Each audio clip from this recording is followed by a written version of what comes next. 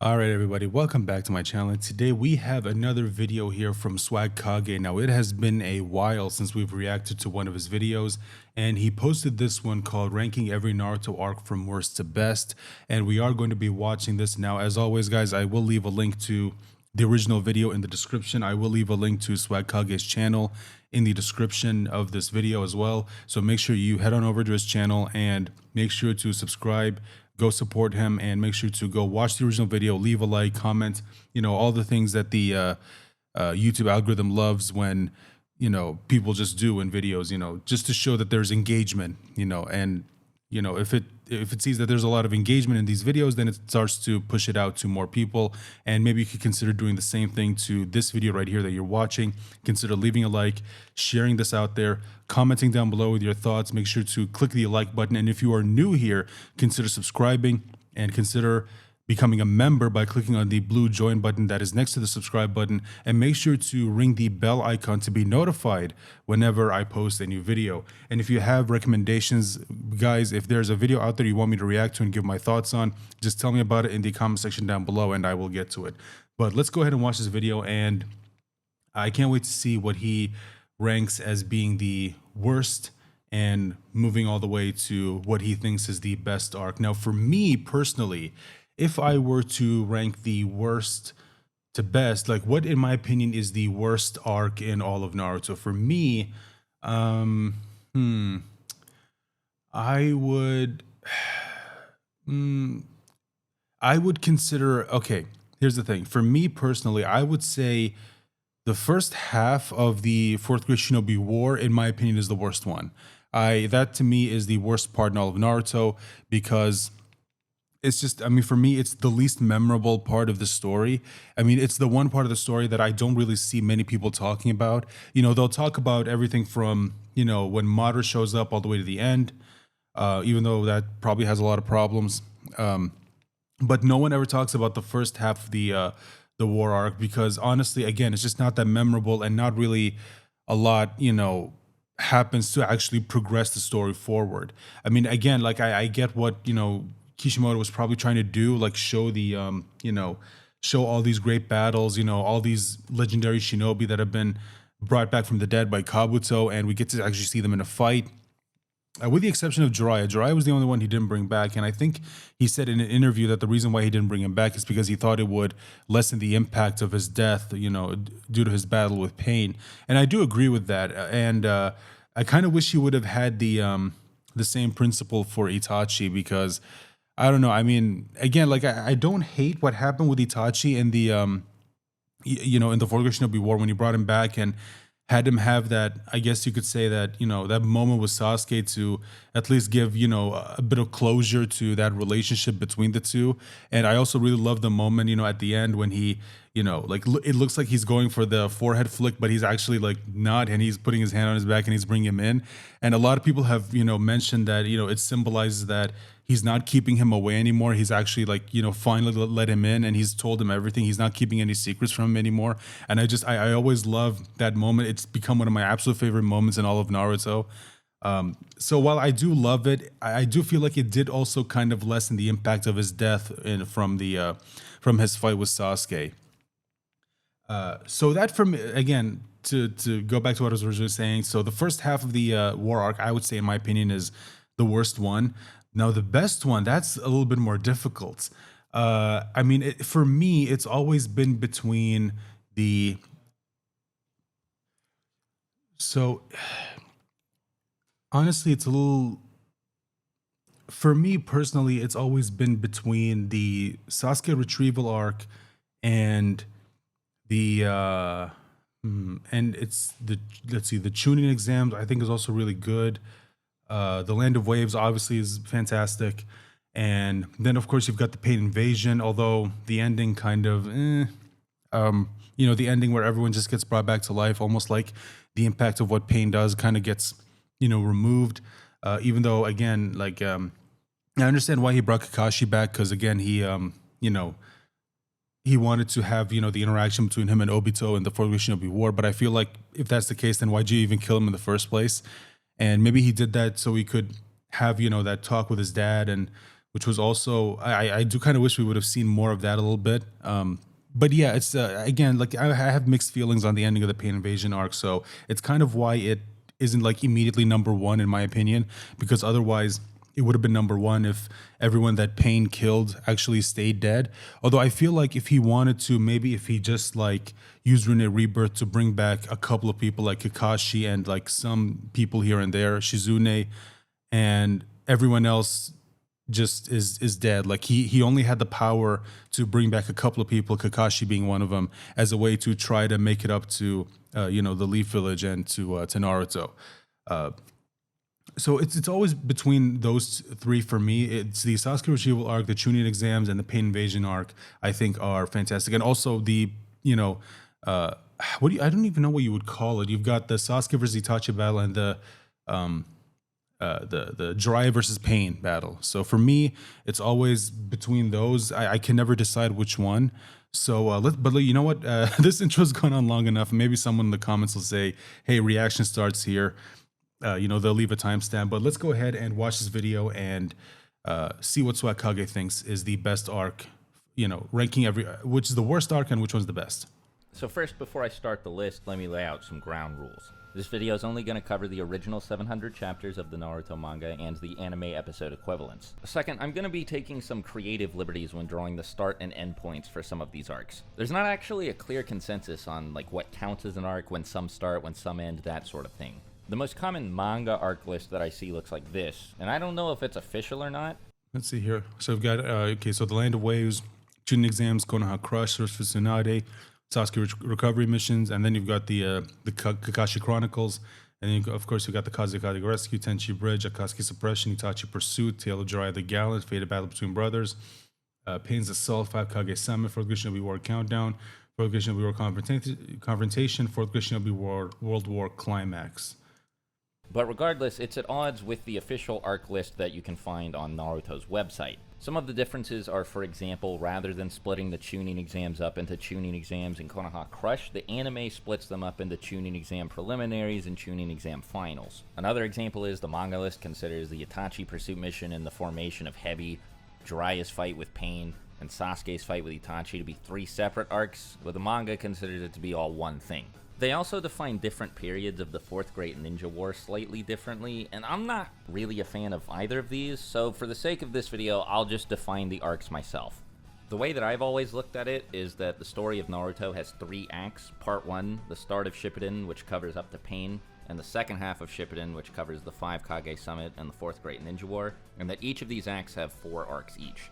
These 12 arcs, as I see them, are the Land of Waves arc, the Chunin exams arc, which includes every phase of the Chunin exam, and the Konoha. What's interesting about what he just said right there about it having, 3 acts is, you've got part 1 Naruto, you've got part 1 Naruto, and then the first half of Shippuden, and then the second half of Shippuden. So you've got 3 acts. But for anyone who doesn't know, obviously, if you read the manga, there's no Naruto Shippuden. It's just Naruto Part 1, Naruto Part 2. Part 2, of course, when they're adults all the way until the end of the story. But what's interesting is that I think Kishimoto said in an interview, and if anyone can find the actual interview where he actually talks about this, and if you could, tell me where I can find it in the comments, don't try to link it, because again, I think YouTube has this thing where they erase links, and I think they did that. I've mentioned this before. I think they did this because people usually leave spam links, to safeguard against that. So just tell me where I can find it.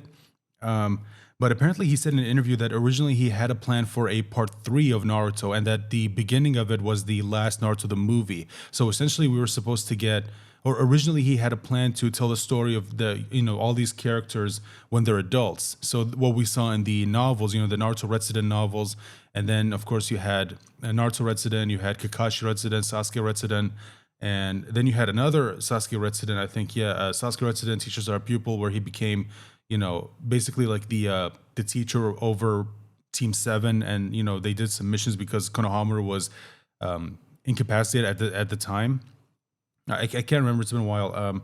Konohamaru couldn't do it, so Sasuke stepped in, and essentially actually it was supposed to be before, the Boruto era.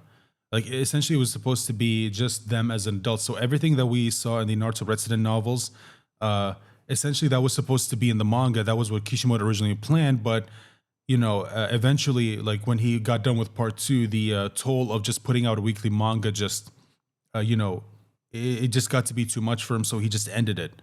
So yeah, I mean, I've always wondered what it would have been like if we ended up getting Naruto Part 3 instead of, Boruto. And what's interesting is that a lot of people are saying that, what we're seeing in Boruto right now is him taking a lot of the ideas he had for Naruto Part 3, which would have still starred Naruto, and he's using them, or essentially he's utilizing them for Boruto. I don't know if that's necessarily true. That's just what some people have been theorizing. It could be incorrect, but anyway, let's go ahead and continue with the video. Crush portion, the Search for Tsunade arc, the Sasuke recovery arc, the Kazekage rescue arc, the reunion arc, or the Tenchi Bridge arc, whatever you want to call it, the portion of the story. I always just call Sasuke, it the Tenchi Bridge Orochimaru, arc. Sai, and all that. The Immortal Duo, or Hidan and Kakazu arc. The Prophecy and Vengeance arc, which as I see it is just a combination of the Prophecy and Vengeance arc from the anime, and like I said earlier, this covers the Itachi pursuit mission, Jiraiya's fight with Pain, and Sasuke's fight with Itachi, and Pain's assault, which covers everything after that up to when Naruto fights Pain. Then the 5 Kage Summit arc, which, covers the 5 Kage Summit. The 4th Great Ninja War, which doesn't cover the whole. All right, everyone. So let's go ahead and pick up where I left off. So I had to stop the video for a minute because I had to step away, but I'm back and we're just going to go ahead and pick up right where we left off. So let's go ahead and continue with the video. 4th Great Ninja War, which doesn't cover the whole war, technically, but it includes everything after the 5 Kage Summit up until the chapter where Tobi's identity is revealed. Then after that, there's the Ten Tails arc, which starts where the last arc ends and ends when Kaguya makes her first appearance. Then finally, the final arc, which is what I actually called it, covers everything from this point up until the end of the series. Okay. Sorry if the whole labeling the arcs myself thing was weird, obtuse, or stupid. I'm not trying to be difficult or whatever. Doing it this way was just genuinely the easiest way for me to rank these arcs. Now then, time to start the countdown. After a good word on behalf of our sponsor, Raid Shadow Legends! That's right, baby, it's raid time. And I don't just mean for an ad read, but I mean that the game just got through celebrating its 4-year anniversary. Can you believe it's been 4 years of Raid Shadow Legends? 4 years of what may very well be the greatest game of all time. There has never, and I mean never, been a better time to get started. More on that in a second, though, because first I need to answer, why should you download Raid in the first place? It's tough to narrow my reasons down to a handful. Okay, so you know what? I gotta ask. All right, so because I've been seeing, like people, talk about Raid Shadow Legends or whatever. I've never played this game, so I don't know if it's good or not. I'm just gonna go ahead and ask you guys, if you've played Raid Shadow Legends, can you tell me, like, is this game actually good, or is it one of these games where it's just like the hype isn't, like, it's not indicative of how the actual game, plays. Like, one sec. Sorry, I just had to clear my throat for a second.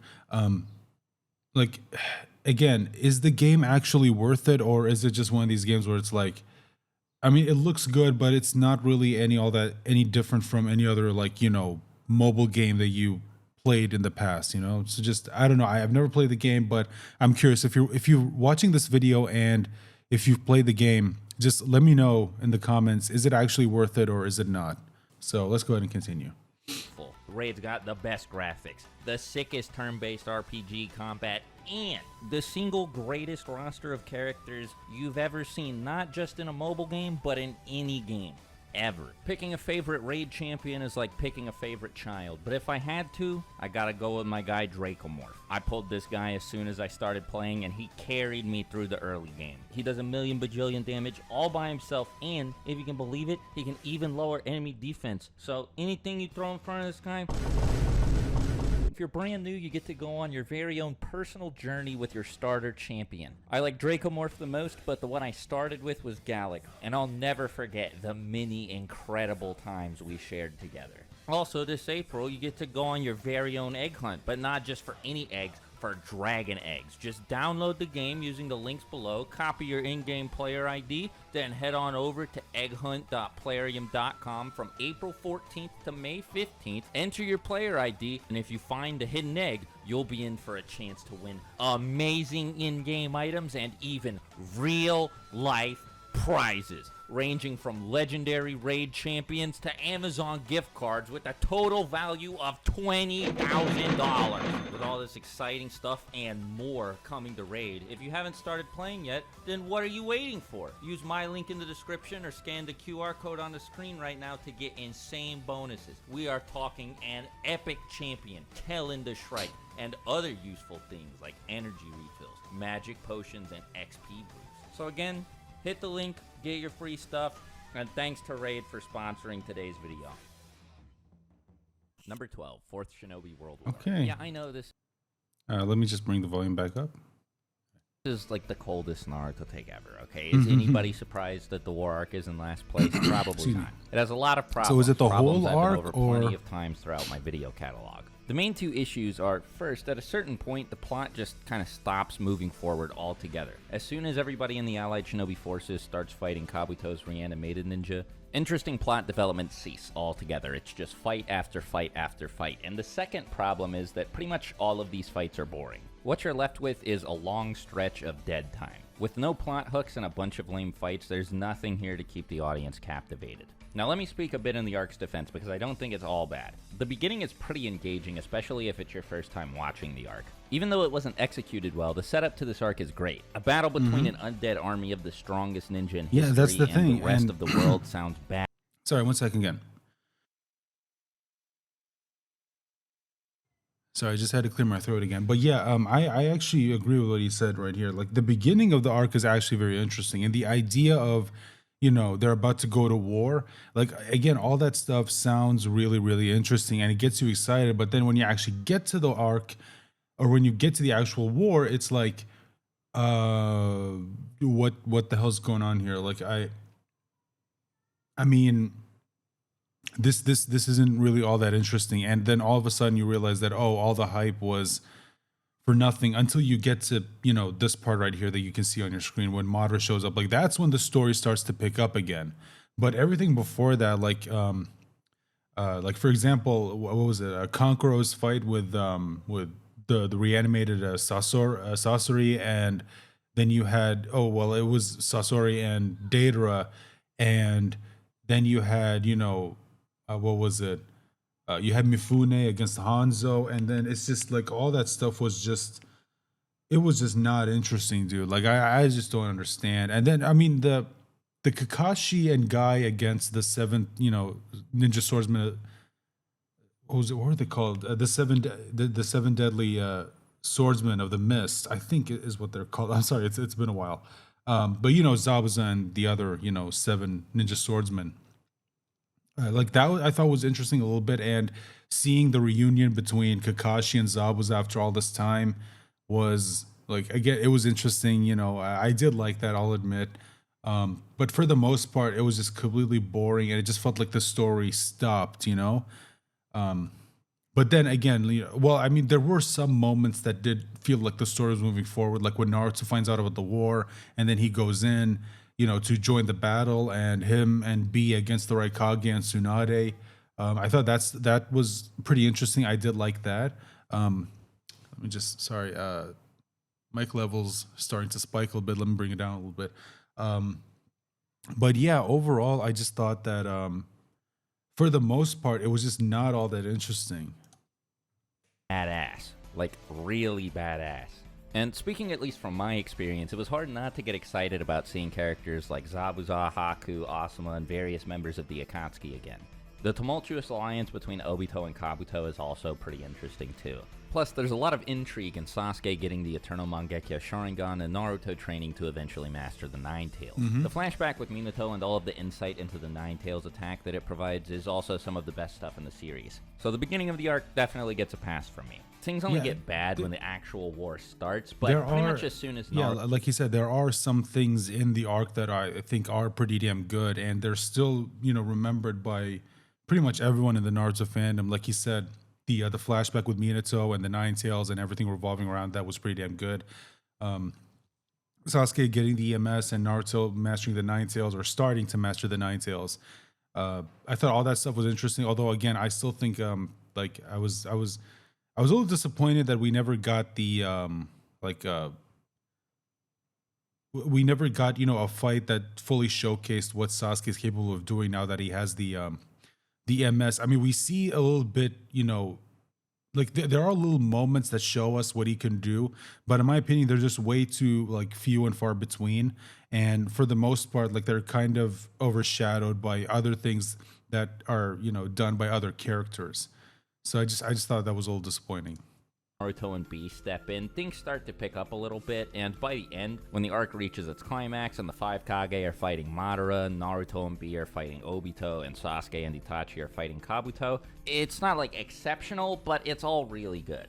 It also gets bonus points for featuring Madara versus the 4th Division. Like I said in my fight ranking video, this is the best villain introduction in the series, hands down, easily. Number 11, Kazekage Rescue. This arc has a strong start and has a lot going for it in general. I didn't expect it to be that It introduces some new characters, does good work developing existing characters, and does plenty of world building as well. Naruto's determination to save Gaara does a lot to make him more layered and likable, and Sakura finally gets to play a vital role as one of the main heroes of the story. Pretty much impossible to see his conversation with Kankuro and his fight with Deidara and not come away with a positive opinion of him. So making him the focus of the arc was a good idea. Rescuing Gaara is a compelling objective for the main characters. This is also the first arc that shows off a village from one of the other 4 or 5 great nations, and it gives a name to the tailed beasts and their Jinchuriki. By extension, it also expands on the goal of the Akatsuki a little bit more. There's definitely a lot of stuff here that's either narratively important, super compelling, or both. It's definitely not a bad arc, but there's a sizable portion of it that I don't like. Pretty much as soon as Team Kakashi and Team Guy start fighting against the Akatsuki, something about the arc just seems off. First of all, Itachi and Kisame do not need to be here. I find it very jarring that they show up, actually. Especially because the main characters don't even fight the real ones. Yeah, they're that's... clones. Now, I know that you couldn't just put these versions of Team Kakashi and Team Guy against the real Itachi and Kisame. They'd just die. But, like, just don't have them show up at all. Yeah, in all honesty, if the real ones did show up, they would have died. Sakura and Chio's fight against Sasori is awesome, but pretty much everything else is either fine or... Maybe not Team 7, because I don't think Itachi would actually, kill them. I mean, maybe he would if he felt like he had no choice. But I feel like Itachi would have found a way to stall them and then get away without needing to kill them. Kisame, however, I think would have absolutely killed Team Guy and... well, yeah, he would have killed Team Guy. But yeah, it's just, I mean, there's some things in the fight between, what was it? In the fight between Itachi and Team 7 that I did like. For example, that moment when Itachi puts Naruto under Genjutsu and you see a little bit into Naruto's mindset and how he actually feels about things, which does continue throughout all of Naruto Part 2. How he feels about his failures and how they're starting to weigh in on him. I do like that we get a little bit of a glimpse into that, and then that, again, like I said, it comes back later on in the throughout the series until the 4th Great Shinobi War, where he finally learns to move past it. And then of course we get that line from Kakashi where he looks at Itachi and says, "How much can you really see from from those eyes?" Which of course gives us a hint to the Mangekyo's, weakness. It's the biggest weakness, which is that the more you use it, the more you start to lose your eyesight. Sorry again.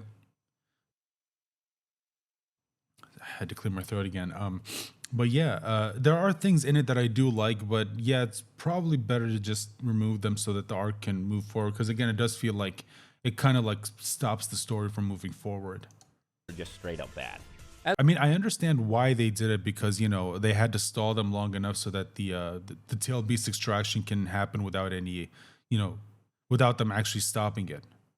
As a result, the climax is pretty underwhelming. The final fight against Deidara is it's not terrible, but it's definitely not of the same pedigree as all of the other big arc finales in Naruto. It wasn't all that good, I admit. Is pretty cool though. Number 10, final. I mean, excuse me.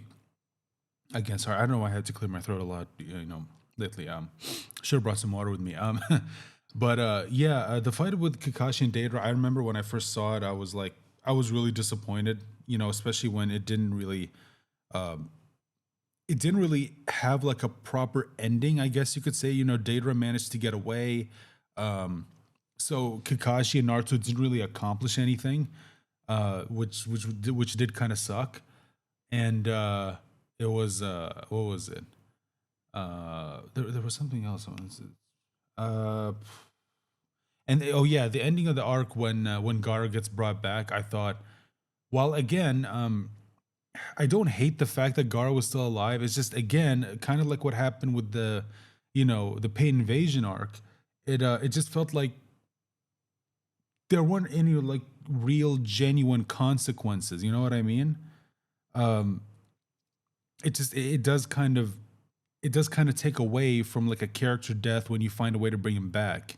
And again, it's not that the way they got brought back didn't make sense. It made sense, but it does kind of take away from it, which is why if you're going to kill off a character, um, make it permanent. Like, yeah, it might suck that you won't see the character again, but you can't write a character death only for you to just undo it. You know what I mean? So anyway, yeah, let's continue. Arc. I had a bit of trouble deciding whether I wanted to put this above or below the Kazekage rescue arc, but I think this is the spot I'm most comfortable with. The final 10 or so chapters with all the Naruto and Sasuke stuff did a lot to push it over the edge, but I also think that the Kaguya fight, while it's not spectacular or anything, is fine. The arc is a lot more consistent than the last two. There aren't any sections that I find particularly boring, and there aren't any weird shifts in pacing or anything like that either. I know a lot of people really hate Kaguya, and while I think that she's a pretty big step down from Madara and Obito, like a really big step down, really I also big think step that down. she's like a fine villain. The Berserk all-powerful force of nature thing is something I'm a fan of, and this, coupled with how visually interesting her abilities are, makes her very fun to watch. The quiet insanity thing she's got going on is pretty eerie too. Throughout most of the fight, she has a pretty calm look on her face, but Kishimoto does a good job conveying that beneath it, she's totally gone. I'll address another elephant in the room with Kakashi Susanoo. A lot of people think that this was like the stupidest thing ever, and it's not extremely stupid, but it's also really, really, really cool. Like, yeah, it's the biggest, stinkiest pile of horse shit in the whole series. It doesn't make any sense at all. Wait, hold on. I don't know why it went out of full screen for a second. Sorry about that. But yeah, the whole Kakashi Susanoo thing. I feel like we have talked about this in previous videos. Look, the thing is, it. I mean, there are statements made by Kishimoto. I think some in the data book that do help to explain why this is happening. So if you know, then okay, this moment doesn't seem as bad. But the thing is, and I've talked about this, I don't know how many times when it comes to Naruto, and I talk about it a lot, especially when it comes to Boruto. But a lot of the problems people have, some of the defenses that I've been hearing, a lot of people say, well, no, see, like this actually gets addressed in the anime, or oh no, there was a book that talks about this, or oh no, see, there was a novel, or there was like a statement made by Kishimoto in an interview that actually explained this, and I'm just like, okay, yeah, but most people aren't gonna know about that stuff. You know what I mean? Like most people don't know about this stuff. Like most people aren't gonna go out of their ways to find a creator interview, or maybe they did a live stream interview where they answered a question that had to do with this thing in the story not really making a lot of sense, or not really being explained, like how did this happen, or I have to go read this book that came out a couple of years ago, or I have to go watch this adaptation where the writer chose to fill in this plot hole, and I'm just like, that should never ever have to be the case. You know what I mean? Like, if someone decides, you know what, I'm just going to read the manga and I'm not going to watch the anime or read any of the other books, I just want to read the manga, they should be able to just read the manga. You know what I mean? Like, I don't need to read any supplementary material to have it explained to me how this happened. Again, like this is something that I hear a lot with Boruto, where, well, you see, if you watch the anime, it explains this, or if I read this book, then this actually makes a lot of sense. But it's like, why do I need to do that? Why can't I just read the manga or just watch the anime and I just get the whole story? You know what I mean? Like, it should never be a case where you need to read supplementary material to understand what's going on in a story.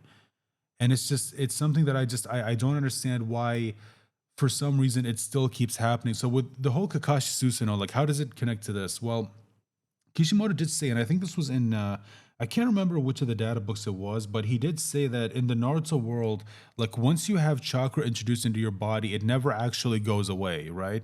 So that's what he said. So with Kakashi, because he's had Obito's Sharingan for pretty much the majority of his life, even when the eye got removed, the chakra from the Sharingan is still technically there in Kakashi. It's still there. So Kakashi still has a bit of Obito's chakra in him.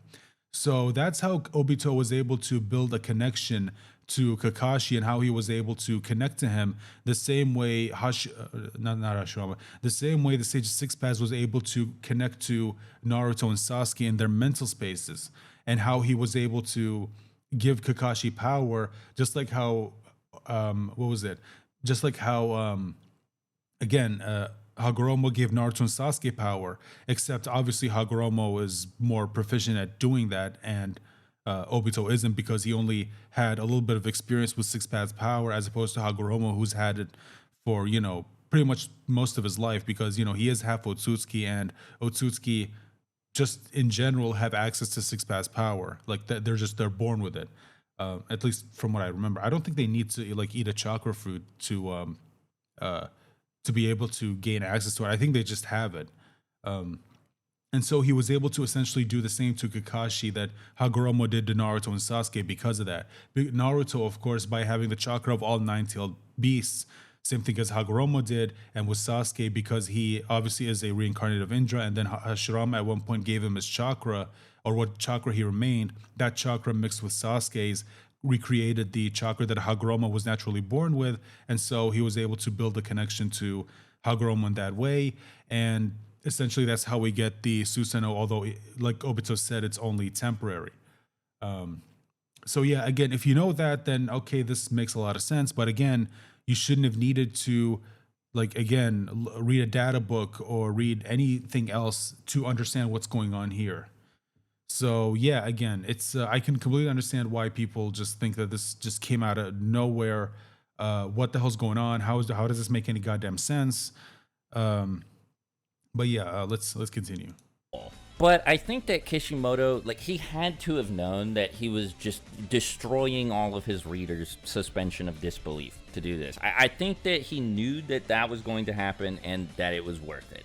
There's enough of an attempt at an explanation here that because of how sick Kakashi using both versions of Kamui and the perfect Susanoo turned out to be, I think I can give it a pass. If it doesn't work for you, sure, I don't think that this alone is enough to move the arc below the Kazekage rescue arc, especially considering, like I said earlier, all the stuff with Naruto and Sasuke at the end is spectacular. Sasuke's heel turn is awesome, the fight is great, especially in the anime, and Naruto finally getting through to him at the end is cathartic beyond belief. I went into this fight hating Sasuke and came out the other side thinking he was one of my favorite characters. Really? Like, even in retrospect, everything that he'd done throughout the whole series just clicked for me. The main issue I have with this arc is Zetsu. He is not likable, and I think that that's on purpose. Sorry, I'll let him continue in a bit, but I just want to say, I never understood why so many people like just didn't like Sasuke after that, because I remember reading this and I was like, yeah, this makes sense. This makes sense. Like I never understood it. It's like, yeah, this is in line with his character. Like, I don't understand why people thought that, wait, this doesn't make any sense. Like, no, this is terrible. How could you do this? I never understood that. I gotta be honest. But I think that it does actually detract from the arc a little bit. That retcon especially sucks. Now, my feelings on it have mellowed out a bit since I first read the chapter where it happened, but I still don't like it very much. Some people have gone so far as to say that it ruins the entire series, and I think that's going way too far, but I definitely don't like it. Yeah, Number 9. I'm right there with everyone else. I hated the Black Zetsu reveal. I hated it. It was stupid. It was dumb. And I'm just like, there was a way for you to do this without having Black Zetsu reveal that he's, I think, if I remember correctly, it was like he's like Kaguya's like third son or whatever the hell. I've seen some people theorize that Zetsu is like her version of the karma mark or whatever. I don't think that's true. I don't think, I could be wrong, but I don't think Kishimoto really came up with the idea of the karma mark until a bit later. I don't think this was something that he planned early on, because if you look at the Boruto movie, right? If you look at the Boruto movie, when it ends, Boruto doesn't have a karma mark, if I remember correctly. It's been a while since I've seen the movie, but Boruto doesn't have a karma mark at the end, and you don't have that moment with Boruto and Momoshiki where he gives him that prophecy and everything, and then you go to the Boruto manga, and when you get to the end of that fight, Boruto has the karma mark. So yeah, it's again, it's been a while. Sorry, but you know what? Again, like I'll look at it after I get done recording this video, and if it turns out I'm wrong that the karma mark was there, I'll edit it into the video that you guys are watching right now. It'll show up at some point in this video. So let's go ahead and continue. And reunion, like the last Yeah. one, this arc doesn't have any bad parts pacing. Sorry, I thought I had it something left also to say. doesn't have any sticking points for me like Zetsu. I know a lot of people really hate Sai, and like with Kaguya, I'm not here to be the Sai defense force, but I don't think he's I thought that he was bad. okay. He's not my favorite, and I'd also personally prefer. I mean, if I wish Kakashi they was would've- here in I wish he would've Yamato's done place, more with but him I other actually than like what we Yamato got. quite a bit, and I think all the stuff with Danzo, Yamato, Sai, the Foundation, and all that is really interesting. Sasuke being the focal point also does a lot to make the arc more engaging, since the guy is shrouded in mystery from the end of the Sasuke Retrieval arc all the way up until the climax of this one. The last arc also leads directly into this one, with the Sasori, Kabuto, Orochimaru, Tenchi bridge setup. It always feels like the arc's going somewhere, and that it's going somewhere interesting, and typically the payoffs to these setups aren't disappointing either. The confrontation at Tenchi Bridge is awesome. Naruto's fight with Orochimaru is one of the better fights in Naruto. Speaking of, while I thought that Itachi and Kisame didn't really belong in the arc that takes place right before this one, I think that Orochimaru and Kabuto's return feels welcome. It makes sense for them to be here since Sasuke is living with them after all. They're both great villains, just like always, and so I think that it's really saying something that I feel like Sasuke steals the show from them at the end of the arc. Everybody's reunion with Sasuke is some choice stuff. The fight is great, all of the character interactions are great, and the way that the scene is directed is brilliant. The arc is definitely slower than plenty of other Naruto arcs, but I don't think it ever screeches to a halt. The peaks aren't as high as in any of the arcs that I have above this one, but I think that it's just consistently good the whole time. Number 8, Ten Tails. It's really close between this arc and the next one, out of which one I think is better. It's very hard for me to decide, but I think that this is the order I want to go with. I might change my mind next week, who knows. But for now, I think I'm locking in the Ten Tails arc at number 8. So first off, especially considering the arc we're talking about, let me make one thing clear. Even though we're still pretty low on the list, I think that this arc is great. In fact, I think that the arcs got spectacular as early as 9th place. I think that this is when the story, again, in the Fourth Great Shinobi War started to really pick up. And yeah, I think there's a reason why this is the part of the story that a lot of people go to when they revisit the Fourth Great Shinobi War. I don't think they revisit some of the earlier stuff because, again, this is when the story started getting a lot more interesting.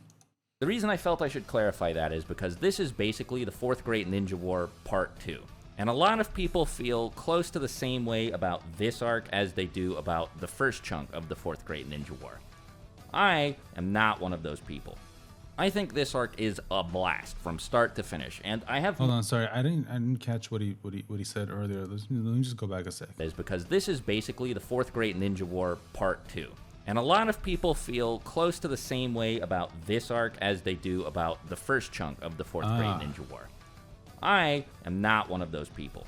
I think this arc is a blast from start to finish, and I have more problems with it than I do with the reunion arc, but I also think that the highs here are way higher. In fact, many things that people consider some of the series' peaks are spread throughout this arc. You've got Obito versus the Blood Mist. Oh yeah, that was really good. Yeah, the Kakashi versus Obito was really good, especially the anime when, oh god, it was I love this fight. Versus Obito, Guy versus Madara, just to name a few. Madara and Obito as a pair are phenomenal villains, and one of my favorite things about their dynamic is that they're not really even on the same side. They both spend the arc fighting against the entire world and fighting against each other to become the Jinchuriki of the Ten Tails at the same time. I also think that every single one of the Hokage is characterized well, and watching any of them fight is tons of fun, especially when they're fighting together, either all at the same time or in specific combinations, like Minato and Tobirama, for example. Watching Naruto adapt to the situation and get massively, massively stronger as he gets more and more in sync with Kurama and eventually stacks Sage Mode on top of his Nine Tails chakra is super fun. Like, everything about this arc is just fun. It is just a fun time. There's a lot of stuff in it that's weird and that some people feel doesn't make sense or only kind of makes sense, but I don't care. None of it's particularly egregious, and like I've been saying, this part of the series is just so much fun to read or to watch that it's hard for me to feel like the positives here don't outweigh the negatives. Number 7, Immortal Duo. So this is basically like the same type of vibe as the reunion arc. It is very consistent. Really, I don't know if I would put this above. Well, no, yeah, I think I would put the that half of the Fourth Great Shinobi War above the reunion arc, as he calls it. I wouldn't put this above it. Consistently good and doesn't really have any. I mean, there are things in it that I love. Again, like everything to do with Shikamaru. I thought was just absolutely phenomenal. But in my opinion, like that's probably the only thing that I thought was done really well in the arc. Well, that and Asuma's death, I thought was handled really well. Although that's one place where I thought that the anime actually like did it better than the manga, because we actually got to see Shikamaru's reaction to Asuma's death. But in the manga, it just it immediately jumped to Shikamaru planning to go up against Hidan and Kaguzu again. So yeah, I much prefer how the anime did it over the manga. Low points, even though that doesn't really happen very often, or sections that drag. But I think that the high points here are quite a bit higher than they are in that arc. First of all, pretty much everyone will tell you that it was a good idea to give Shikamaru a vital role in the story. The scene where he buries Hidan is one of the best and most iconic moments in the series. The Rasen Shuriken is cool, and the training Naruto goes through to learn how to do it is engaging. I think that Naruto typically has really good training arcs, and this one is no exception. Both fights against Hidan and Kakuzu are awesome and very engaging too. This arc is also where we learn a little bit more about nature manipulation and how difficult it actually is.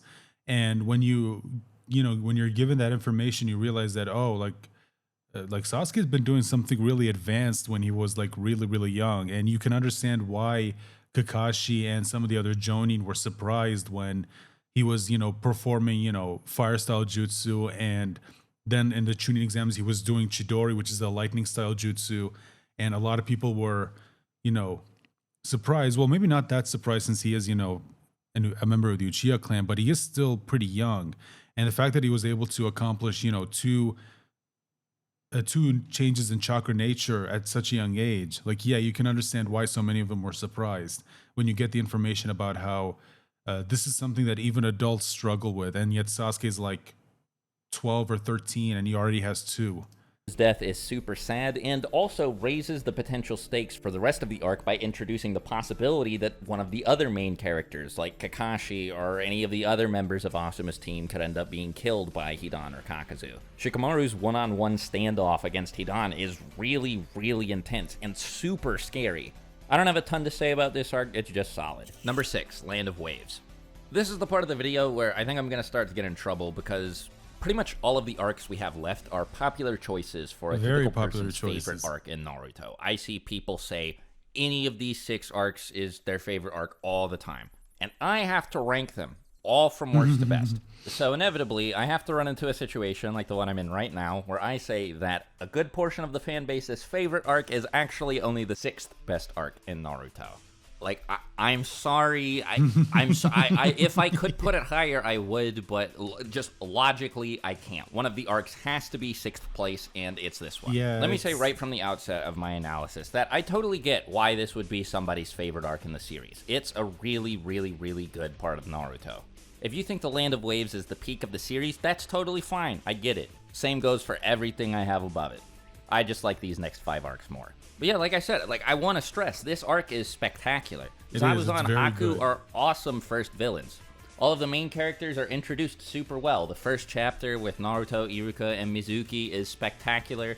Team 7's respective character introductions, the bell test, the fight with the Demon Brothers, Team 7's first fight with Zabuza, the fight on the bridge, everything from start to finish in this arc is wonderful. The stuff with Inari and his dad is I don't want to say it's bad, because it's definitely not, but it's a little much sometimes.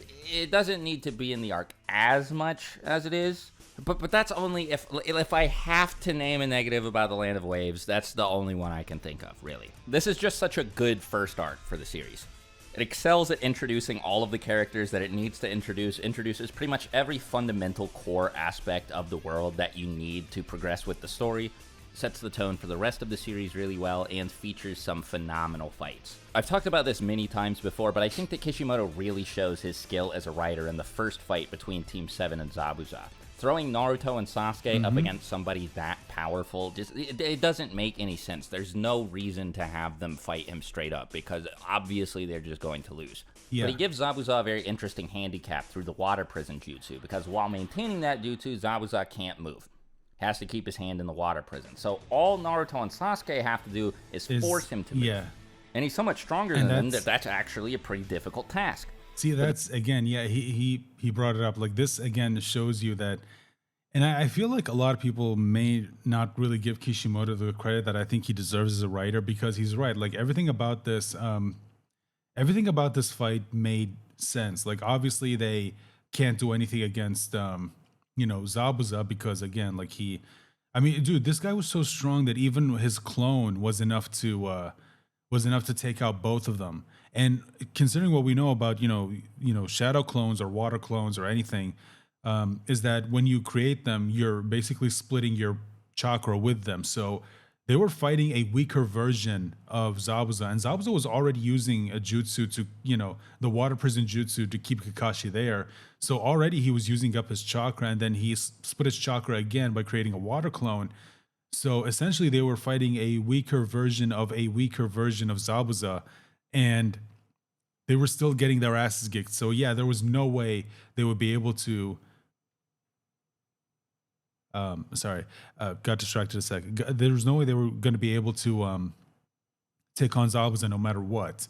And so they realized that, our best plan is to free Kakashi so he can take care of him. And yeah, it's just, again, everything about this, it's so damn good. The two of them are clever enough that they're able to think of a really cool plan, like a genuinely sick plan, where they trick Zabuza into thinking that they're throwing a shuriken that's just a diversion for a second shuriken that's the actual shuriken, but that shuriken is not the actual shuriken, and they just wanted Zabuza to think it was the actual shuriken. Because while it is functionally a shuriken, it's not a shuriken, it's Naruto, and Naruto transforms back from the shuriken into himself and throws a kunai, which forces Zabuza to remove his hand. Like, it's genius. It's so cool. Like, if I didn't know any better and someone showed me the opening chapters of Naruto, my gut reaction would be, well, okay, so they're going on this mission, right? But they have this super strong, like, mega badass Kakashi with them. And the thing that I love about this, where is it? Let's see if I can. Oh, yeah, here it is. The thing that I love about this plan that they came up with, and they just came up with it on the fly. And the fact that Sasuke immediately understood what Naruto was going for, it's just, again, it foreshadows that connection that Naruto and Sasuke have, that Indra and Ashura connection, and how well they work together. And we get to see that as the series moves forward. Like, whenever they work together, they're almost unstoppable, unless they're going up against someone, like Jigen or Ishiki, who was, like, incredibly powerful, so much so that even, like, their teamwork isn't enough to take him out. But yeah, just really loved that about the arc. And I always love whenever this story goes into showing their teamwork. It's always good. Reaction would be, well, okay, so they're going on this mission, right? But they have this super strong, like, mega badass Kakashi with them. Like, what are Naruto, Sasuke, and Sakura supposed to do? Kakashi is way more competent than them. Anything that could possibly threaten them is something that Kakashi will just be able to sneeze away, and anything that could threaten Kakashi is something they would have no business helping him with, right? And Kishimoto, he just swiped that problem away, made it a complete non-issue in the arc. The power disparity between the Jonin and the Genin here also makes the battle on the bridge way more intense. Like, things get really dire, super bleak. Is Tazuna gonna die? Who knows? Is Sasuke gonna die? Who knows? Naruto, he's probably not gonna die. But for pretty much everyone else on the bridge, their fate is totally up in the air. Also, in a lot of series, the humanity given to and eventual redemption, I guess, of Zabuza might feel really corny and cheesy and not necessary. It might detract from the series, actually. But here, it's like, it just works. It works really well. It does. Zabuza, this emotionless sellsword bounty hunter, villain, antagonist, who you're not even supposed to empathize with at all, has an emotionally resonant character arc. Like I said, there are many times throughout this arc that Kishimoto is able to show off how talented he is as a writer. Number 5, Chunin exams. I'm gonna get executed for this, I know. I don't know if I would, go so far as to say it's, cheesy or corny. I mean, maybe if you watch the English dub version, then yeah, it does get a little, it does get a little bit into the territory of, cheesy and corny. Like, you can understand that, but that's why I would say that, go watch the original version. I can speak. I'm sorry. It handles it so much better, in my opinion. And the response from Zabuza was like, I don't. This is the thing that I don't understand about English, dubs. I don't understand why they changed the line of dialogue from Zabuza when in the original, in the manga and in the original, Japanese version, he just asks Naruto to stop talking, and that's enough. Like, you immediately understand why he's saying it, because it's like Naruto's words are getting through to him. But then in the English dub, he's like, he does the whole like, your words cut deeper than any blade thing, and it's like, yeah, I get it. It's like, you didn't need to do that. You didn't need to do that. You didn't need to change it. Again, I like it on its own, but I still understand that, yeah, it does get into a little bit, of, it's not completely there, but it gets very close to being cheesy and a little corny, maybe a little melodramatic, but thankfully it doesn't get there, but it was very, very close. No, but look, I like the Chunin exams, okay? Number 5 is not low when we're talking about Naruto arcs. So let's start with why I think it's better than the Land of Waves. So first off, in the Forest of Death portion, I think the tension is just as high as, and typically exceeds, the tension present in the Land of Waves on the bridge. There are many, many, many situations where it seems like one or more main characters is about to die. Also, now, instead of there just being 2 very scary antagonists, there are like a billion. You got Orochimaru, all of Orochimaru's goons, Gaara, and pretty much anybody with an unusual or creepy character design. This is also the arc that introduces Orochimaru, one of the longest lasting and most impactful villains in the whole series. Here he gives the curse mark to Sasuke and sets up one of the most important plot points for the rest of the series, that being Sasuke's defection from the Leaf. And also, we get a really cool moment out of it when Sasuke awakens the curse mark and breaks Saku's arms. The stakes past the kind of wish Forest he of would have Death just aren't ripped his arms necessarily off life instead or of death. just Like, people breaking can them. still die in the Chunin exams, but it's less about that and more about whether or not the main characters are going to become Chunin. This makes the arc really engaging, especially if you're invested in any of the characters taking part in the tournament, which, if you've made it this deep into the series, you probably are. It also keeps the adrenaline pumping with fight after fight after fight after fight, and I'm gonna say something that might be a bit controversial, but is definitely not incorrect. Most of these fights, or at least a lot of these fights, aren't actually that good, at least not compared to other Naruto fights. But every single one of them at least makes for a good scene, I think. Aside from the fight's a little weak, but I don't think it's as bad as a lot of people say which it one? Is. Gaara versus Lee kind of speaks for itself. The finals have some great highlights with Sasuke versus Gaara and Shikamaru versus Tamari. Orochimaru's fight against Hiruzen during the Konoha Crush section, and Naruto's fight against Gaara. I will say this. I think I may have brought this up in previous videos, but I will say Shikamaru versus Tamari, in my opinion, is one of the most underrated fights in the series. I think that a lot of people, when they think about the Chunin exams, they think, Rock Lee versus Gaara, understandable. Sasuke versus Gaara, again, understandable. And then later on, towards the end, Naruto versus Gaara, again, understandable. But in my opinion, Shikamaru versus Tamari is, and I know a lot of people may hate me for this, but I would actually put it second to Rock Lee versus Gaara. I think the best fight in the entire arc is Rock Lee versus Gaara, and number 2 is Shikamaru versus Tamari. In my opinion, those are the 2 best fights in the entire Chunin exams. I know a lot of people may not agree with me on that, but I do genuinely believe that. Like, just the writing in, like, the Shikamaru versus Tamari fight was just so I don't know what it is. Like I could watch it any day. Like it doesn't matter when it is. It just if you show me that fight, I will sit down. I will watch it. I love that fight so much. I can't get enough of it. It just how well it was written, and Shikamaru showing his intelligence was just it was just chef's kiss. Are both spectacular. This arc also introduces an impressive number of new characters, many of whom end up becoming mainstays. Guy and his team, Kurenai and her team, Asuma and his team. I mean, like, technically some of these characters debuted in Chapter 1 in the Academy, I guess, but that doesn't really count, right? I'm pretty sure. So don't be that guy in the comments like, well, technically, Shikamaru, you're not, he was actually in Chapter 1, Kage. Like, don't, please don't. But yeah, all the Sand siblings show up for the first time here too. Jiraiya makes his first appearance in the Chunin exams. Like I mentioned earlier, Orochimaru and Kabuto make their first appearance in the Chunin exams. And then there are some characters who I think should have been more important than they ended up being, like Anko. She's really cool, but doesn't really do anything after this arc. Everybody likes the Chunin exams, and for good reason. Like I said with the Land of Waves arc, if this is your favorite arc, I get it. It's just not mine.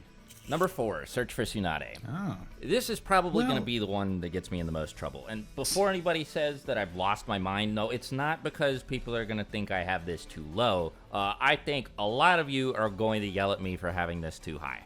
Specifically, over the Land of Waves and the Chunin exams. Yeah, I think that's I actually think this arc is that good, and I think that it's also trouble. probably the most underrated arc in the whole series. So first of all, this arc introduces Itachi and Kisame in a scene that I think is brilliant.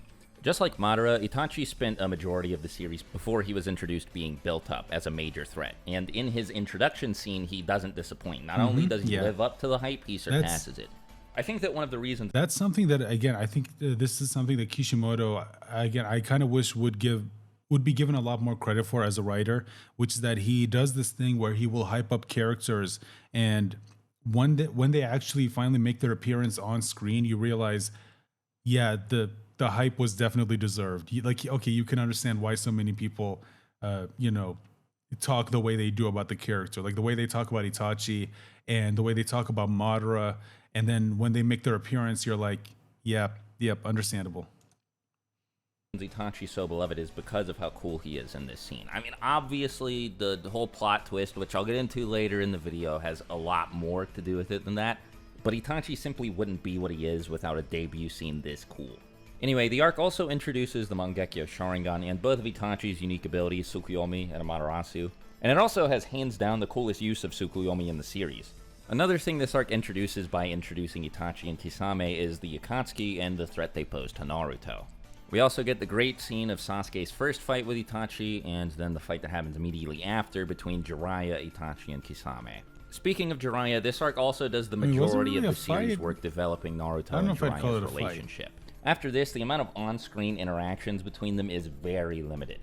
It's pretty much entirely thanks to this arc that Jiraiya's death in Shippuden is so effective. This arc also does a lot to establish the existing relationship between Itachi and Sasuke. Next, this is also obviously where the series introduces Tsunade, and I think I like Tsunade more than most people do, so maybe this doesn't mean... Sorry guys, give me 1 second. All right, everyone, so I had to step away again. I apologize, so I had to stop the recording, but I'm back now. Let's see if I can actually record the rest of this reaction all the way through. So let's continue with where we left off. I'm just gonna go back a couple of seconds, and there we go. Itachi and Sasuke. Next, this is also obviously where the series introduces Tsunade, and I think I like Tsunade more than most people do, so maybe this doesn't mean as much to you as it does to me, but I think that this arc is where she's at her most interesting. She's a really good foil to Naruto here. She's basically his exact opposite. With Naruto, you have this idealistic young boy who really, really wants to become Hokage, but isn't even close to being qualified for it. Then with Tsunade, you have this jaded, cynical old lady who's being offered the position of Hokage, but doesn't want anything to do with it. One thing that they have in common that makes watching both of them interact so entertaining is that they're both loudmouths. They are still a little different in this respect though, like Naruto just doesn't have any tact whatsoever when it comes to navigating social situations, whereas Tsunade clearly knows better but just doesn't give a shit. The character arc that she goes through here and eventually concludes with her accepting her role as the 5th Hokage is great. She's got a very compelling dilemma presented to her by Orochimaru too, one that's easy to empathize with. Plus, she's just funny, and it's really fun to watch her fight. This arc also introduces the Rasengan, Naruto's trademark jutsu, basically Naruto's equivalent of the Kamehameha for the rest of the series. I just want to comment a little bit about Tsunade. I know she's a character that, a lot of people like to, clown on. But honestly, I never understood that. I mean, I always thought she was actually a pretty interesting character, and he even brought it up. Like, she does go through her character arc here in the Search for Tsunade, the arc that's actually named after her. I think that, you know, because after this, like, she doesn't really grow much because, again, she already went through her character arc. So, probably explains why she's not in the story as much later on later on as the story continues. I mean, she's still there, but, obviously, like, the story, like, there are other things that need, other characters that need attention as opposed to Tsunade because, again, she kind of already went through her character arc. And I think a lot of people tend to clown on her because they think that she didn't really do, that good of a job, when she was Hokage. Although I don't really agree with that. A lot of people will say things like, well, I mean, the village got destroyed, under her watch. And I'm just sitting here thinking that, I mean, any other Hokage, I don't really know how they would react to, Pain invading the village.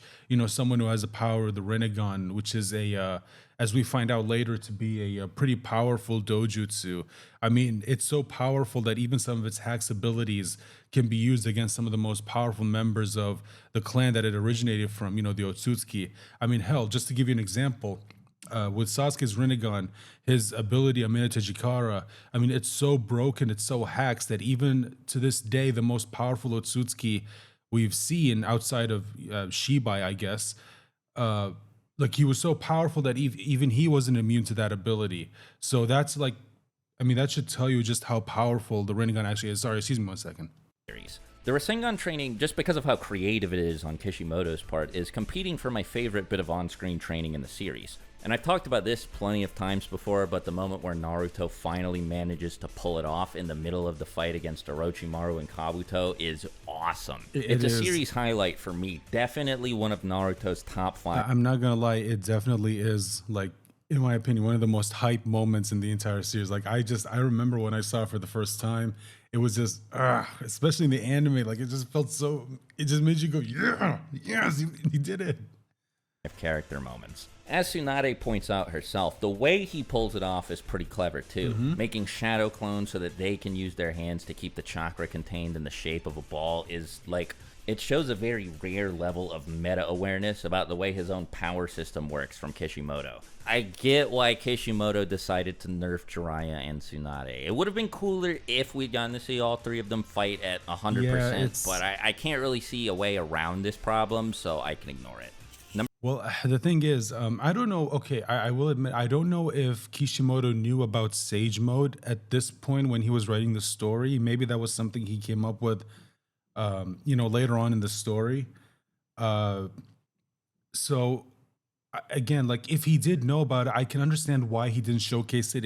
He didn't showcase it here because it would have, kind of like ruined, the surprise of knowing that this ability actually exists and that, we might see Naruto learn about it later on in the story. So I can understand why he didn't show it here. But again, I don't know whether he even, like, thought of it, or maybe he just had the concept in his mind and it was something that he was, he hadn't fully figured out what it actually is, like what it can do, what its limitations are, what its weaknesses are. Maybe he hadn't fully figured it out. That's why he didn't show it here. Or even if he did, I still think it was a smart idea for him to not showcase it here again, so that it doesn't, like, ruin the impact of its first appearance during his Jiraiya's fight against Pain. Number 3, 5 Kage Summit. Now that I think about it, maybe this is also a hot take. Does anybody else have the 5 Kage Summit? I don't know. Like, I don't really see anyone talk about the 5 Kage Summit when they, talk about their favorite Naruto arcs. I definitely don't see them putting it above the, I think, yeah, I don't see anyone putting it above the Land of Waves arc, definitely. This high? I feel like I might have to defend myself here as much as I did with number 4, but I don't have as much to say about this arc. Like, the number one main reason, I'm just going to be honest, is because I like Sasuke. His fights against the Raikage and Danzo, respectively, are two of my favorite fights in the whole series, and I also like all of the interactions he has with the other 3 Kage. Speaking of the 5 Kage, it was very nice to finally meet the rest of them after spending most of the series knowing just 2. This was a really interesting direction to take the story in after Naruto beat Pain, because what I was thinking was going to happen was Naruto was just going to train some more and then move on to fight this Toby guy. I was definitely not expecting one of the main characters to basically declare war on the entire world by starting a fight with the 5 Kage. This is one of the most intense arcs in the series, partly because it doesn't really follow the same narrative structure as all the arcs that come before it. Like, I don't even know who the main villain is. Like, yeah, there's Danzo, but, like... I don't think there really was a main villain. He's actually on the side of, like, the good guys, technically. The real villain here is Obito. Yeah.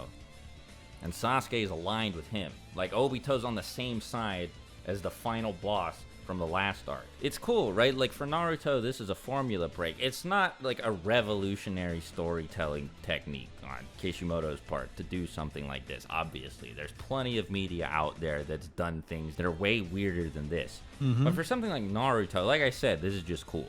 The only thing that sucks is the lame, shitty Fu Ao subplot. Like, when I tell you I don't care about this at all, the words are not strong enough to convey my actual feelings. This is so boring, and it doesn't belong here.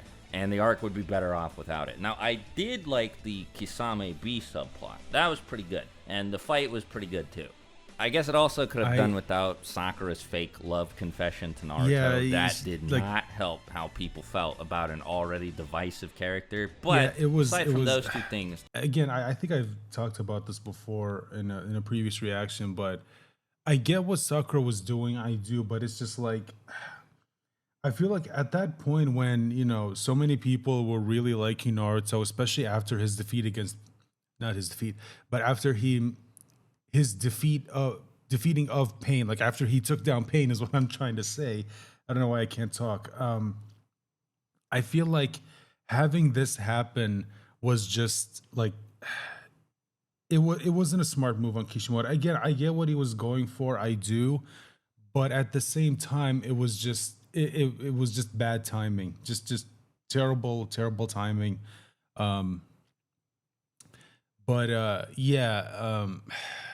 I don't know, dude. It definitely, again, I don't think it was a smart move by Kishimoto. I don't think, again, I think it's a combination of bad timing and, well, actually, no, I think it's just bad timing. The arc is great. Spectacular fights, really good character moments, especially all the stuff at the end with Kakashi and Sasuke and then Naruto and Sasuke. Plus the setup to what seemed like it was going to be a promising war arc. All the world building we get by getting introduced to all these people from different villages. The immense progression through Sasuke's character arc, it's all spectacular. A nearly perfect arc with just a couple of blemishes. Oh, also, before I move on, sorry, and again, before he moves on, as he said, sorry, I forgot to talk about this before, but I do like the Kisame and B fight. I actually think this is maybe part of, I think the actual fight between the two, because I think this was a fight between the fake White Zetsu Kisame against B, because it was part of the whole plot to, you know, to infiltrate and gain information, and then of course Kisame essentially manages to succeed at the end because he sends the information to, to Tobi and Kabuto about where Naruto is, and he actually manages to, he manages to succeed in his mission. So technically, Kisame won at the end, even though Guy was able to take him down. Although, I still think that I'm still. You know what? I'll talk about it more if he gets to that. If he talks about that fight in the war arc, because I think that's technically part of the war arc. Although no, actually, sorry. Again, I had to step away, so it's been about a day since I originally started recording, or not since I originally started recording. Since I started the original recording a couple of days ago, and then I had to stop for a little bit, and then I got back to recording the rest. Recording a little bit more, and then I had to step away again. So it's been about a couple of days since I originally started recording this.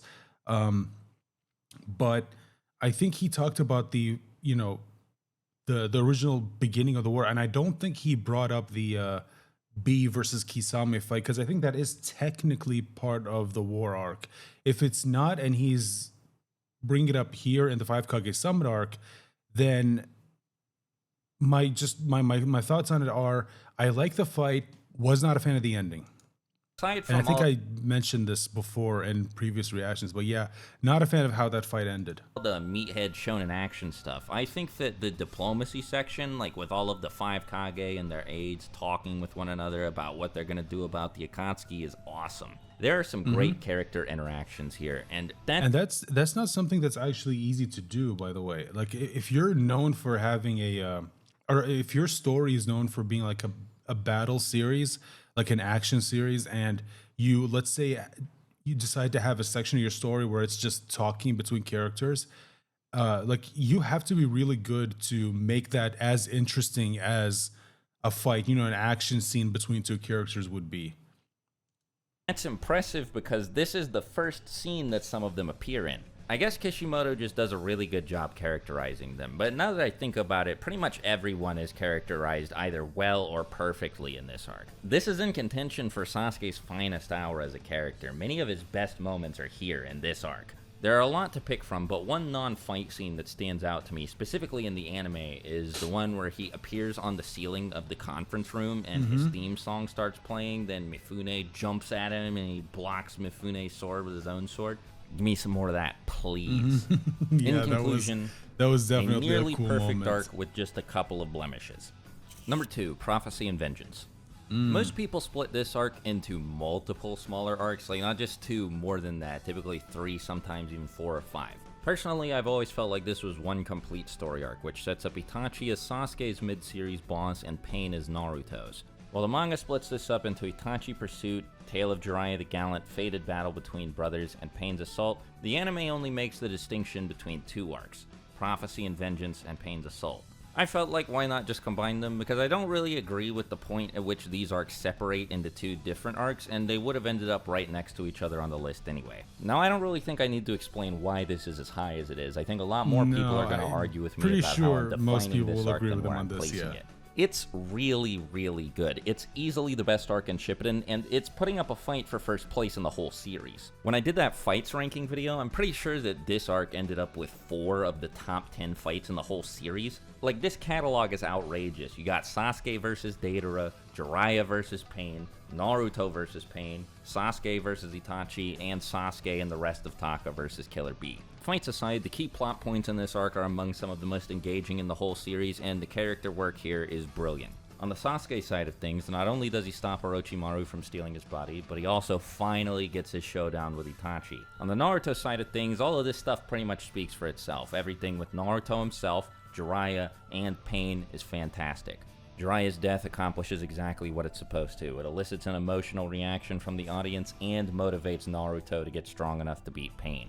Pain himself is a fantastic foil to Naruto. Pretty much everything he says, in addition to contributing a little world building, fundamentally challenges Naruto's ideal outlook on the world and how it should function. Pain's also a fan favorite villain for a reason. Pretty much everything about him is perfect, from his character design to his abilities, which are all clever references to Eastern mythology concepts like Samsara and the 6 realms of reincarnation, to his philosophy, to pretty much every piece of dialogue he has. I think Pain is the most otherworldly a Naruto villain has ever felt at the time of their introduction, even more than the literal aliens that come after him. It's not hard to argue that this is where Naruto himself peaked either. Yeah, the way he processes Jiraiya's death is extremely human and He's definitely not wrong about that. Like, I don't know how. Again, I really don't know how this is the case, but somehow, like Pain, a human being who has these godlike abilities, is somehow more like hard to believe than, like you said, like these literal aliens. Like he's more of someone who, like, oh, sorry, let me rephrase that. He's someone who feels more, again, out of this world than beings who are literally not from this world. Again, like just like he said, like, again, I don't know how that's the case. Maybe it's because, excuse me. Maybe it's because the series has gotten to a point where, you have these like the tailed beasts, which are just, just throwing around nukes like it's nothing. And Then you have Naruto with, you know, him mastering Kurama and basically being able to turn into this kaiju and also throw around nukes. And then Sasuke has his own kaiju form and, you know, sword strikes that can cleave mountains and, you know, rearrange entire landscapes. And then, of course, you had Naruto and Sasuke's final battle where they both get so strong that they create this, that the clash of their abilities creates this storm that looks like it would level an entire continent. Um, so maybe it's because it already got to that point that by the time the Otsutsuki came in, it doesn't really feel all that out of this world. Because, like, yeah, I mean, the skills have kind of already like been raised to the point where it's a little ridiculous. So that, you know, maybe because by the time Pain showed up, um, he like the series hadn't gotten to the point where what we saw of him was like, yeah, we've already been seeing something like this for a while now. Like it was pretty grounded to a degree, at least grounded from, you know, from this world's perspective. But then in comes this guy who, you know, seems like he could fly and he could just he has control over like these gravitational forces. He can pull you in, he can push you away against his will. He can turn one of these bodies into a cyborg. He can summon these animals as many times as he wants. And even one of them is this dog that just seems like it doesn't die, and every time you cause damage to it, it just grows another head. And it's just it's actually kind of crazy. So that then by the time, you know, you get to the Full War, like I said, you've got the Ten Tails, you've got the Tailed Beasts, you've got the Ten Tails Jinchuriki, um, and then of course you had that flashback between Hashirama and Madara where we saw their fight and how crazy it was. So by the time the Otsutsuki came along, it's like it wasn't really all that impressive. You know what I mean? So yeah. Dimensional, like when he blows up on Tsunade and she just lets it slide. That's a good character moment for both of them, actually. And the way he tries his absolute hardest to forgive Pain, but just can't find it in himself to do it. Of course, this is all small beans before the big moment, which is his actual entrance before he fights Pain. There are too many things that I like about this arc to list. If I go over all of them, we'll be here all day. Like, I haven't even talked about the huge plot twist involving Itachi or Hinata finally confessing her love to Naruto, and these are pretty major things, too. Like I said at the start of this section, I don't really think anybody's going to complain that I have this too high. If anything, people are probably going to be upset that I have it at number 2, not at number 1, because I think that the Pain arc is the most popular choice for the best arc in Naruto.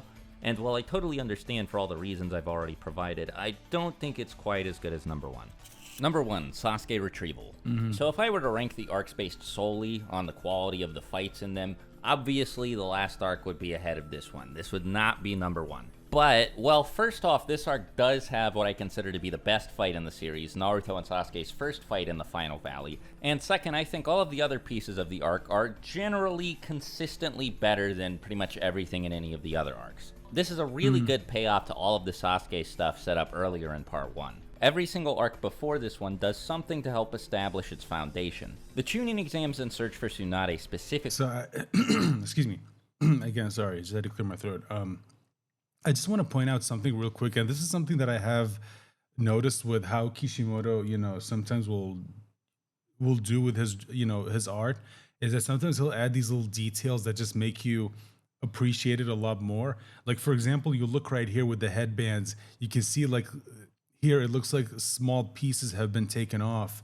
And even with Naruto, which, you know, if you've been following Naruto and you've been following his, you know, his journey up until this point, and everything that he went through, all the opponents that he fought against, like, yeah, you can believe that his headband would start to show some, you know, some wear and tear on it. And I always like these little details that Kishimoto will add to the drawing that just, you know, makes it feel like this thing is a little bit more tangible, like it feels a little bit more alive. You know what I mean? So yeah, I just wanted to talk about it a little bit because you know, I'm not going to waste too much time on it because I've been told, you know, in the comments before, like, hey, maybe stop talking about this or that or whatever. I don't know why, but it's like, I can't help it. Like, I love seeing like these extra little details that artists will add to, you know, their drawings that help give it a little bit more life. I can't get enough of it. I love it every time I see it.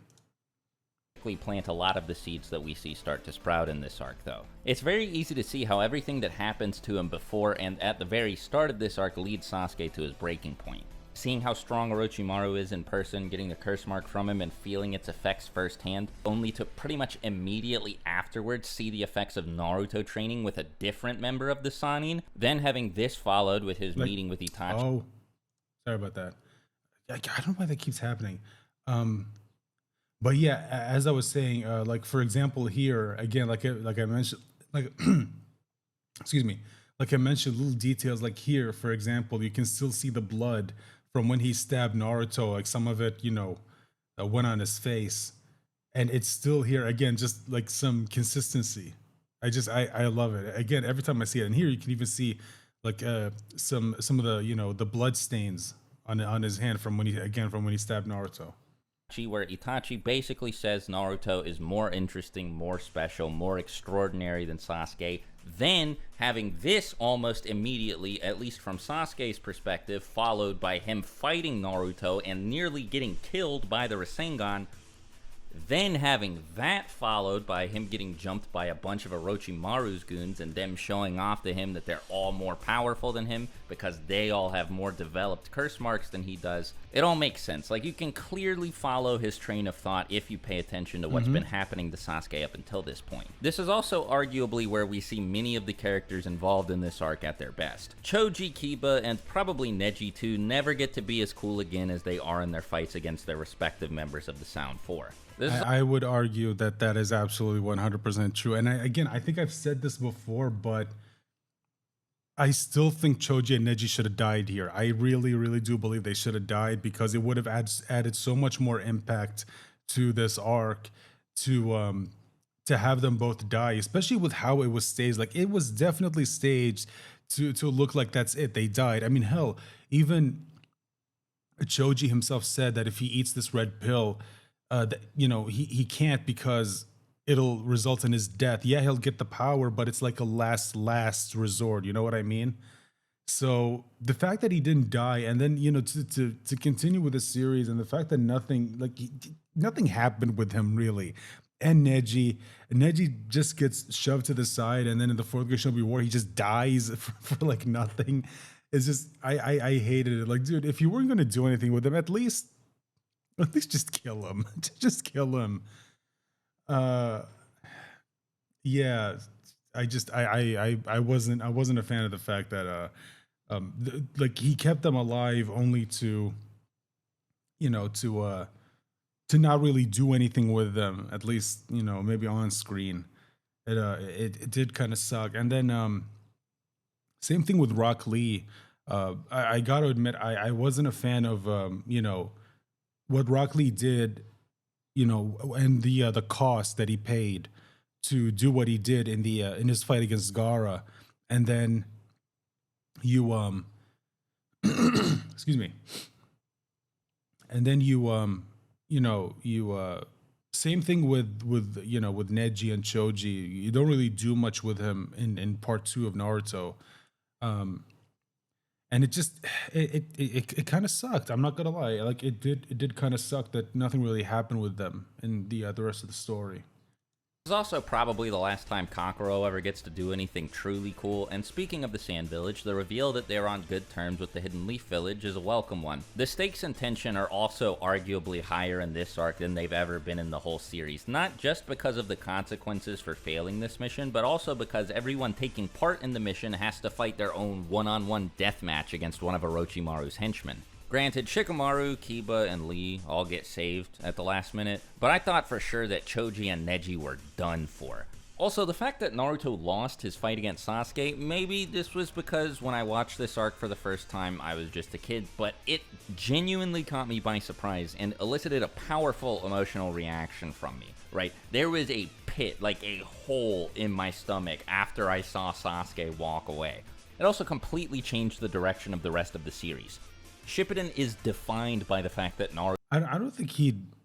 Excuse me, again, sorry. I know I have to keep clearing my throat. It's a little dry.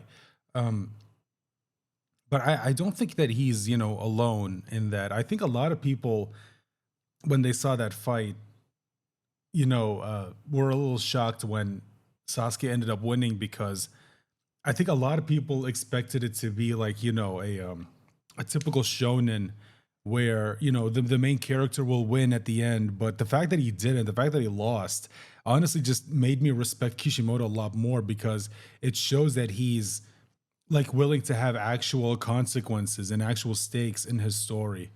Now, granted, that doesn't really get repeated, unfortunately, later on in the story, but yeah, that's just. I think there's a reason why so many people love that arc, because people usually like stories that have stakes in them, that feel like there are actual consequences to characters' actions. But yeah, I don't think that he's alone in that, and I think that even adults who, if they watch that, will probably be a little bit surprised that that happened. Now, one thing that I do want to talk about, he brought it up because we are getting close to the end of the video. Um, One thing that he talked about that I do want to mention here real quick is, Sasuke's decision to leave the village at the end, and how it's actually completely understandable, and why he would do that. I really love that he brought this up, because, dude, I've seen so many people who, who like, whenever they talk about this moment and why Sasuke's doing this, and oh, he's being a jerk. Why is he doing this? This is, you're stabbing your friends in the back, and it's just like, dude, like, it's completely understandable why he would do this. Again, he brought it up, right here in this section of the video. Like, everything that he went through, from going up against Itachi and then getting his ass kicked, despite despite the fact that he did progress a lot. Like, he was definitely stronger then when he fought Itachi than he was when he was first introduced to us in the story. But the thing is that he basically got, I guess you could say, a bit of a reality check. Like, Itachi is still far, far above him. Hell, even when he fights him in Shippuden, Itachi is still above him, as we found out later on in the story. But just that Itachi, had like an actual plan for that, for that fight, and you go from that to being forced to relive that night, and then basically your brain being forced to shut down because of the trauma, and then you fight against Naruto, whom for a long time you believed that you were always better, you're always superior to, only to find out that he had learned this new ability that, if you had gone up against it, would have absolutely killed you. And then to fight against these people who have the same power as you, but they've mastered it to a point where you probably didn't even think was possible. Like, all of those things, like, it combined, like, loss after loss after loss after loss. Although the Naruto versus, well, I guess technically you could consider it a loss, because yeah, again, like, if the Chidori Rasengan clash happened, I think pretty much everyone acknowledges that Sasuke would have died at that point. Again, like, that realization of him just realizing that there are so many people who have just either are getting close to surpassing him, or have completely, like, left him in the dust. It's like he realized, okay, I need to change, I need to do something different. And it's just, it got him to his breaking point. He's like, okay, I can't just keep doing what I've been doing. I need to go. I need to, like, do something different. I need to grow stronger, because if I stay where I am now, I'm not going to accomplish my goal. And it led to him doing something this drastic. And again, like, a lot of people, they side with Naruto and Sakura because they want Sasuke to stay here. And the reason why, for me personally, why I wasn't a fan of Naruto and Sakura wanting to force Sasuke to stay here, is because, like, they hadn't, like, they at this point don't fully understand what it is that Sasuke's going through at this point. I mean, even Sasuke brings it up later on during his fight with Naruto, that Naruto doesn't actually understand what Sasuke is going through. Yes, both him and Naruto know what it's like to be, lonely, and how painful that actually is. But the thing is, Naruto never had, someone that he cared about taken away from him. And at the time, Sasuke believed it was because of such a stupid reason as, I wanted to just, test my abilities. Again, he believed what Itachi was telling him at that point. Like, for such a petty reason, he basically killed all these people, including his own parents, his entire clan, and he couldn't accept that. And so like all these things combined makes his actions here completely understandable. And I don't understand why there are some people who think that, like, oh, why does Sasuke just, not just let all this stuff go? It's because he can't just let it go. The kid, but it genuinely by the fact that Naruto lost his fight against Sasuke. I can definitely see arguments for moving some of the arcs I have below this one above it, but to me, this is the definitive Naruto arc. I'm curious though, because I know many of you are going to have vastly different opinions from mine. How would your list look? If you want, you can use the official arc designations, like Fated Battle between brothers and stuff, or you can order the arcs based on the way that I've defined them. Up to you. However you choose to do it, just let me know. I want to know what parts of the series really appealed to you and what parts of the series didn't really work for you. While you're at All right, so I think that's that's the end of the video. So yeah, I mean, again, all right, so I'm just gonna end this video right here because I feel like, oh boy, this is gonna be a long video. There's gonna be a lot of editing I'm gonna have to do, to piece each recording together so that it's one, long reaction. But anyway, guys, let me know your thoughts in the comment section down below. If you like this video, guys, please consider leaving a like, sharing this video out there. Please subscribe to the channel if you're new. Make sure to ring the bell icon to be notified whenever I post a new video, and consider becoming a channel member by just clicking the blue join button next to the subscribe button. You'll be getting some perks that everyone else doesn't. And also comment down below with any recommendations you have for reactions. If there's a video out there you want me to react to and give you my thoughts on, just let me know about it in the comment section down below again. And I hope I'll see you guys for my next reaction. Bye for now.